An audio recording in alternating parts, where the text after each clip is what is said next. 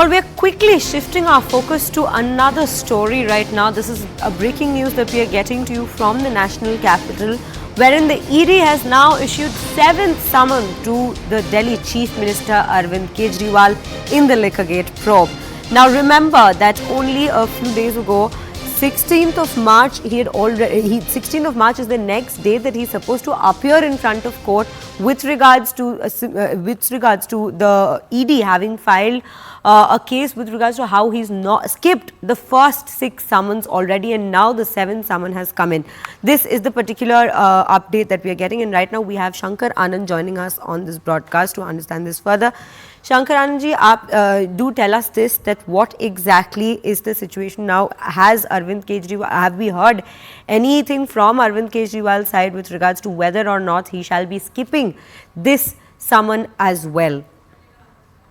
देखिए, इस वक्त की बड़ी खबर कही जा सकती है, दिल्ली के मुख्यमंत्री अरविंद केजरीवाल को पूछताछ का एक और सम्मन ईडी के द्वारा भेजा गया है और उन्हें पूछताछ के लिए 26 फरवरी का वक्त मुकर्रर किया गया है। 26 फरवरी को उनको पूछताछ के लिए बुलाया गया है। हालांकि इससे पहले भी जो 6 बार सम्मन भेजा गया था, चाहे अक्टूबर 2023 की बात करें, 2 नवंबर 2023 की बात करें, 21 दिसंबर 2023, 3 जनवरी 2024, 18 जनवरी, 19 फरवरी 2024 को भी 6 बार सम्मन भेजा गया था और ये 7वां सम्मन उनको भेजा गया है और उन्हें पूछताछ के लिए दिल्ली स्थित ईडी मुख्यालय में बुलाया गया है। और जिस तरह से अगर मामले की बात करें तो ये दिल्ली सरकार की आबकारी नीति भ्रष्टाचार से जुड़ा यह मामला है और इसी मामले में पूछताछ के लिए जांच एजेंसी ईडी के द्वारा पूछताछ का यह सम्मन भेजा गया है। निश्चित तौर पर कह सकते हैं अपने आप में बड़ा मामला है। हालांकि उनका मामला एक कोर्ट में चल रहा है, लेकिन कोर्ट की जो प्रक्रिया है वो अलग है। उसको समझा जा सकता है कि कोर्ट की जो प्रक्रिया है, जब शुरुआती 3 बार पूछताछ की प्रक्रिया में हिस्सा लेने के लिए मुख्यमंत्री नहीं आए थे,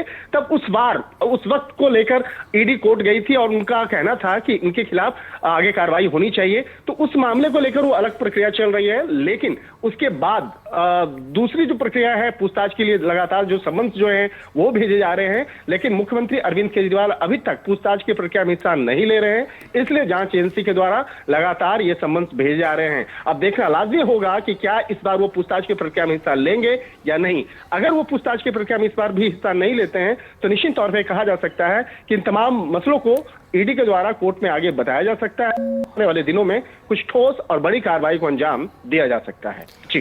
जी शंकर आनंद जी, हमें ये भी बताइए कि ये जो 6ठा समन जो मिस हो गया है उनसे, जो उन्होंने मिस किया है ऑलरेडी, अभी ये 7वां समन है। अभी अगर वो ये 7वां समन भी मिस करते हैं, इसके बाद क्या कार्रवाई होगी उन पे, ईडी के तरफ से भी और कोर्ट की तरफ से भी? देखिए, कार्रवाई की अगर बात करें, जैसे 6ठा समन की बात करें तो उन्हें 19 फरवरी को बुलाया गया था पूछताछ के लिए, लेकिन 19 फरवरी को भी प्रक्रिया में हिस्सा लेने नहीं आए। उसके पहले जिस तरह से 18 जनवरी का वक्त दिया गया था, तो देखिए 18 जनवरी और 19 फरवरी के बीच में लगभग 1 महीने का फासला है। उस वक्त में भी वो पूछताछ की प्रक्रिया में हिस्सा लेने नहीं पहुंचे। तो अब जो प्रक्रिया की बात करें, अगर 7वें सम्मन पे भी नहीं आते हैं तो जांच एजेंसी ईडी के द्वारा इस मामले की जानकारी औपचारिक तौर पर कोर्ट को दी जा सकती है। जो ईडी की जो विशेष पीएमएलए कोर्ट है वहां पर इस मामले की जानकारी दी जा सकती है और जानकारी देने के बाद इस मामले में जो कह सकते हैं कि गिरफ्तारी जैसी जो प्रक्रिया है वो भी अंजाम दिया जा सकता है। लेकिन मुख्यमंत्री अरविंद केजरीवाल दिल्ली के मुख्यमंत्री हैं, एक राजनीतिक पद पे बैठे हुए हैं, एक संवैधानिक पद पे बैठे हैं, तो गिरफ्तारी की प्रक्रिया इतनी आसान नहीं होती है। लेकिन उन तमाम कानूनी पहलुओं को पर जांच एजेंसी जो है वो जरूर चर्चा करेगी और चर्चा करने के साथ में जो भी उचित कानूनी प्रावधान है उस कानूनी प्रावधान के तहत उन्हें कहा जाएगा कि आप पूछताछ की प्रक्रिया में हिस्सा लीजिए। तो तमाम कानूनी पहलुओं पर भी चर्चा की जाती है और उसी के मुताबिक आने वाले दिनों में आगे जो कार्रवाई है वो जांच एजेंसी के द्वारा अंजाम दिया जा सकता है। जी शंकरानंद जी, हमें ये सारी जानकारी देने के लिए धन्यवाद। Right now we also have Anshul Singh joining us on this broadcast to bring us more details with regards to the 7th summon that's been issued to the Delhi Chief Minister.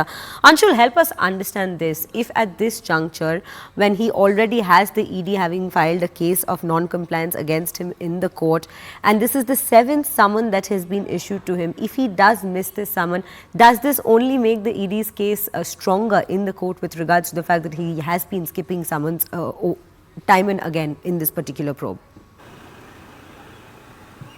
Well, definitely, if at all the Delhi Chief Minister decides yet again to skip these summons, it is definitely going to make the case of the Enforcement Directorate even more stronger. Because remember, it has been 7 times since the summons have already been issued to the Delhi Chief Minister, and he has constantly maintained that these summons are illegal outrightly, and that is something that the Enforcement Directorate has in fact come on record and have already stated that the manner in which the Delhi Chief Minister has been going on saying that these summons are illegal, that is absolutely false and misleading. Also, the manner in which we saw things that unfold at the court when the Enforcement Directorate had in fact moved the court and had asked the court to in fact call Arvind Kejriwal and ask him to respond to the summons. To that, the hearing was postponed to 16th of March, which gave a 1 month time to the Delhi Chief Minister as well. Now, these are the 7th summons that have been issued. It remains to be seen if at all the Delhi Chief Minister would adhere by these summons, or will it again try to skip this summons. Remember, it is on Monday that he has been called in and has been asked to join into the investigation. Will he do so? That is something that remains to be seen. But yes, if you look at the history of the summoning that has happened, it is very unlikely that the Delhi Chief Minister would yet again go and